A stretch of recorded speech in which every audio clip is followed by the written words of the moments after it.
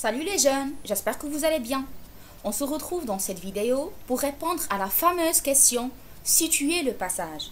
Donc si vous voulez savoir l'intérêt de cette question et comment y répondre, suivez la vidéo.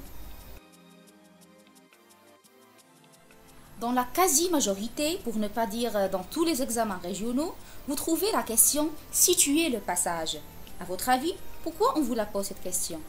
Eh bien tout simplement pour vérifier si vous avez bien lu l'œuvre et si vous êtes devenu capable d'identifier l'enchaînement chronologique des événements principaux ou marquants de cette œuvre. D'accord, mais comment situer le passage? Donc rassurez-vous, ce n'est pas compliqué. Il vous suffit de, premièrement, citer l'œuvre et l'écrivain du passage. Deuxièmement, évoquer brièvement l'événement principal qui vient de se passer juste avant le passage que vous avez sous les mains. Voici quelques exemples des situations de passage.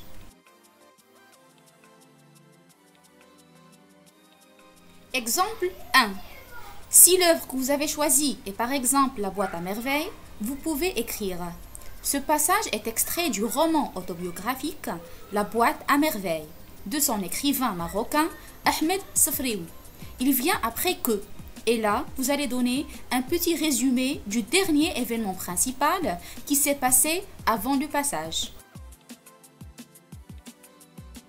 Exemple 2. Si l'œuvre que vous avez choisie est Le dernier jour d'un condamné, vous pouvez écrire: cet extrait est tiré du roman à thèse Le dernier jour d'un condamné, écrit par le grand Victor Hugo. Il vient après que, et là encore une fois, vous allez donner un petit résumé du dernier événement principal qui s'est passé avant le passage. Troisième exemple.